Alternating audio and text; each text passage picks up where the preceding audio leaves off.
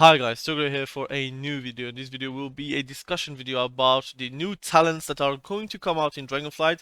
We are going to discuss, or at least I'm going to do an opinion video about the philosophy on what they want to achieve with those talents, because I feel like I can understand. There is choices to be made. I think people will be happy or not. Depends on how you can have your outlook about your class. I feel like making choices, meaningful choices, are important. Although you can have an illusion of choice, it is still a choice if you need to choose between a stun or a blind. I think that choice is a meaningful choice, and you had that also in Shadowlands, whereas a Frost DK you cannot have a strangulate stun, or you can have you can either have a blind or a stun, and yeah, that's an important choice. And I think like people will prefer blind, or people will prefer a single target stun that you can do every 45 seconds.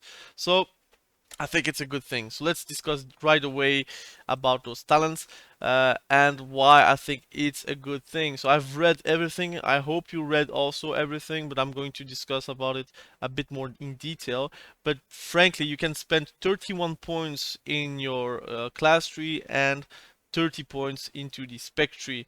And what I think is people don't realize, I'm going to talk about Unholy because that's the easier spec to talk about that discrepancy about, yeah, I think that some spells need to be baseline because X.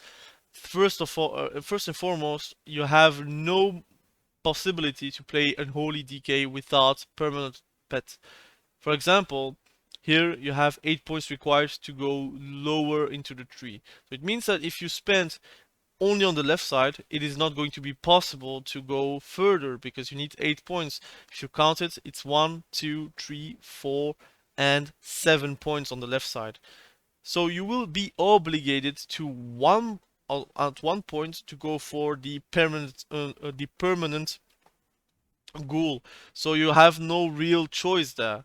You will have to fulfill a few points to just advance. Even if you stay on the left side, you cannot advance on the 20 required because this is 8 with the ghoul. Okay, we have 8, 10, 11, 12, 13 points only on the left side. It is not enough, so you need still to put 7 points to go further. So either you go in middle, you want to Dark Transformation, which is probably a good choice, and you can go for the Sun and Doom procs, so it is 15 points, and then you have like two meaningful choices that you can both pick. You can pick um, the link. No, I don't know how it's called anymore, but it does damage whenever you are standing between the link, and also a strength buff, which is also a great choice, or defile.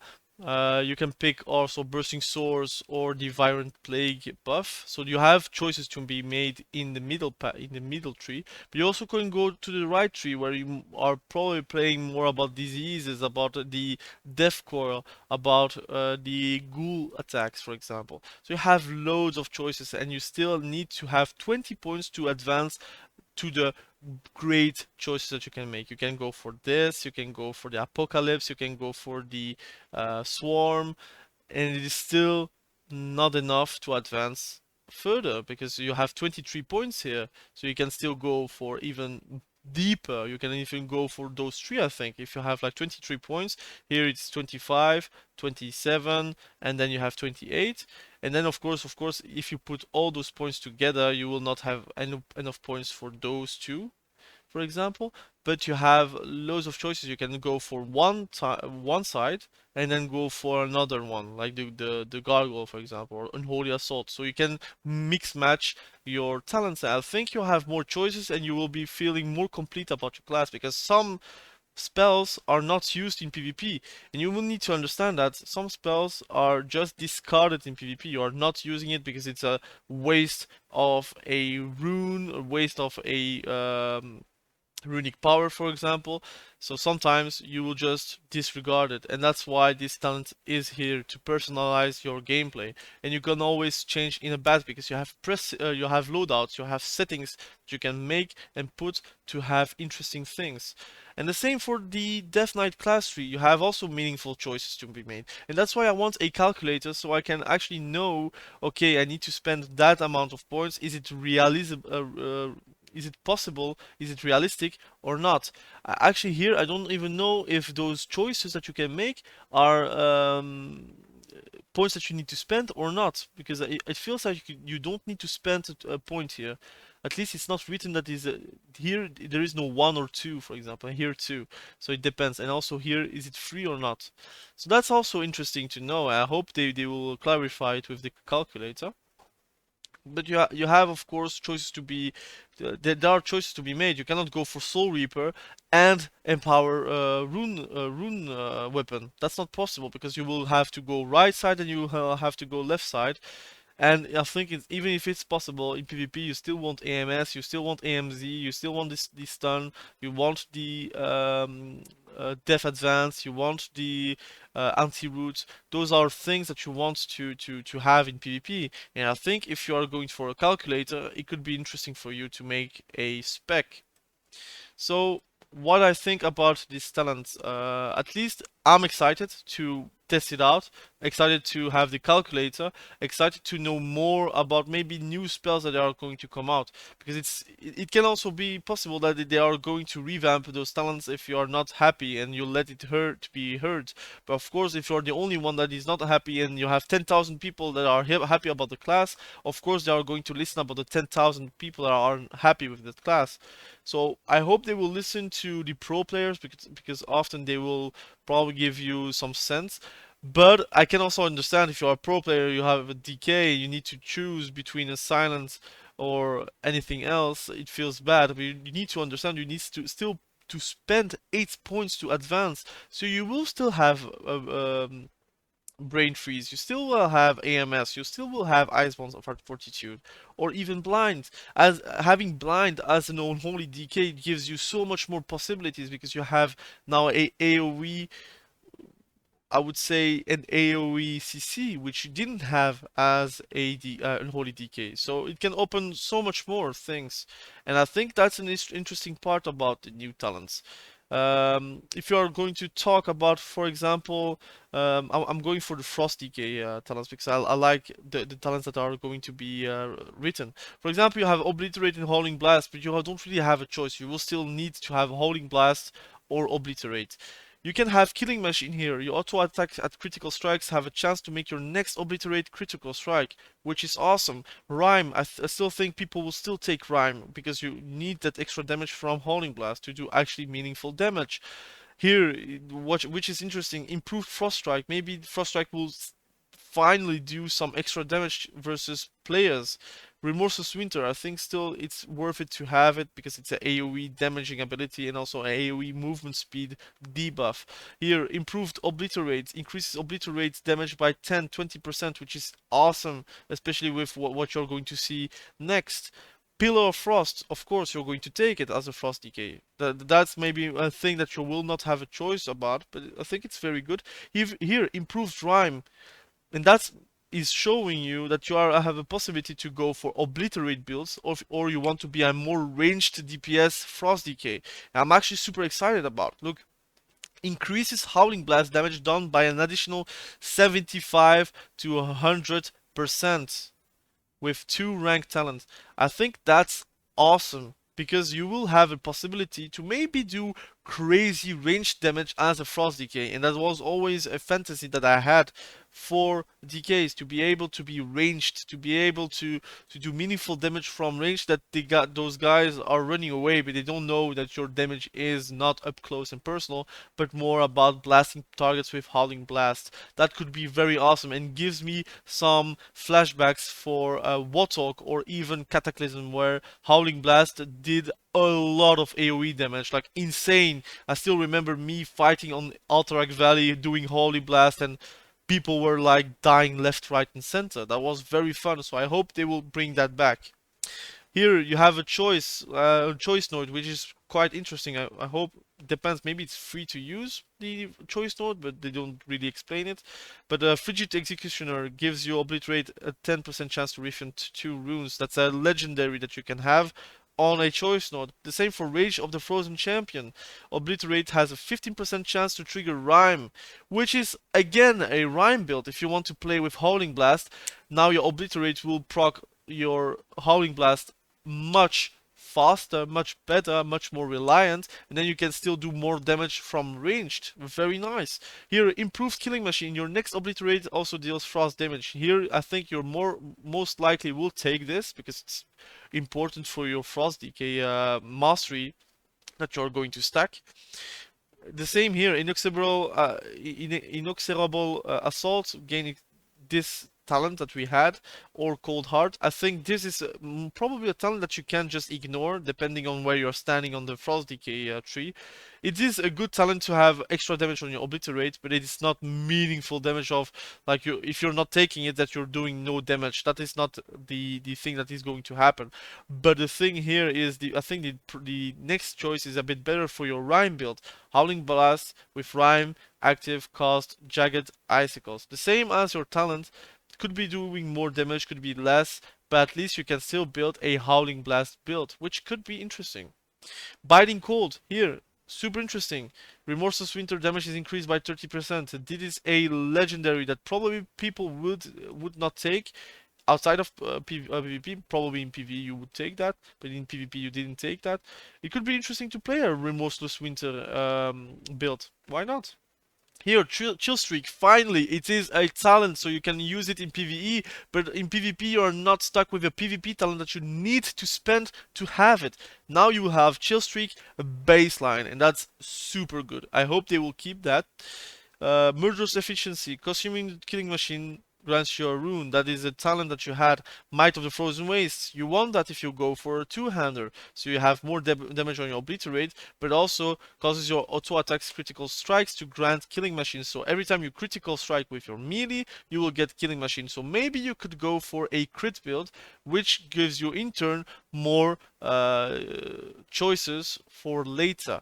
The same for Enduring Strength, for example. And now we are discussing Frost, but frankly, I'm just going to show you how much choice you would have later in PvP.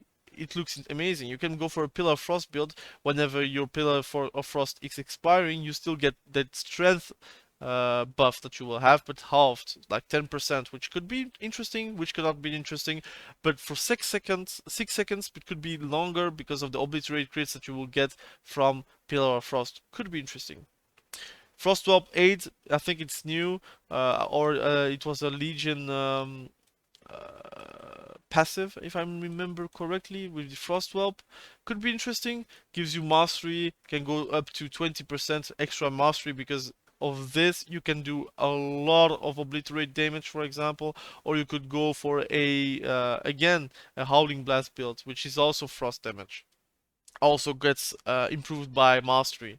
Here, Gathering Storm, a talent that we had before, empower rune weapon. So, for example, on the Death Knight class tree, you have empower rune weapon here, but you can also have empower rune weapon a bit further into the tree.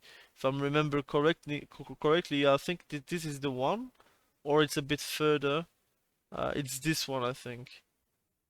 I don't know, the icons are not correct. Here, it's on the right side. So if you're playing on the right side with Chillstreak, and you will have Empower Rune Weapon regardless, because it's only 1 point from Chillstreak, and most likely you will play with Empower Rune Weapon. So there's a lot of options there. If you go back on the Frost DK talents, you can gain that. You can have 2 charges if you want. Could be very interesting to play. So you have more burst damage, more burst availability. Here you have a choice node to improve your chill streak. Either you do more damage with your chill streak, or either it has more ranged and it can bounce more times. I think this one is the most interesting because often than not the range is important in PvP.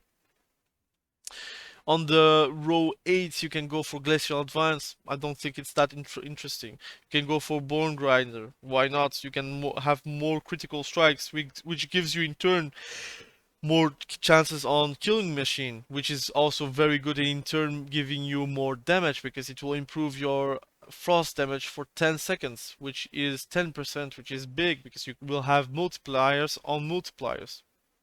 Everfrost, Remorseless Winter deals more damage again. This is the conduit that will have as a talent.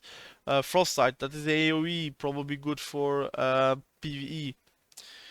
Cold-Blooded Rage, this is a good talent. Froststrike critical strikes have a 5 to 10% chance to grant killing machine, which gives you even more chances to have killing machine, even more chances to actually perform well. You have Frostwyrm Fury, which is a Frostwyrm which can do AoE damage and slow people down, and you have Invigorating Freeze, which gives you Frost Favor of critical strikes, increases the chance to grant runic power. Could be interesting if you want to have a runic power build with the Breath of Sindragosa, where it is back on the Frost Row 10.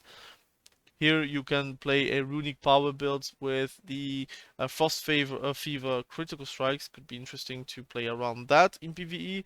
But Absolute Zero, of course, is also still here. So the legendary will still be available if you want to play around it. And here you have a new choice. Obliteration, the same as your PvP talent, which gives you a chance on Frost Strike and Howling Blast to grant you Killing Machine and 30% chance to regenerate a rune. Or you can go for the Ice Cap talent, which is now probably more useful in PvE because you can go for a crit build, which gives you Pillar of Frost pretty much every 30 seconds. And which gives you also more killing machines because of those crits. So I think there is a lot of things to do with those talents, and this gives you a opportunity to play around it, to look for interesting builds, to look for interesting things about the talents in multiple classes and multiple specs.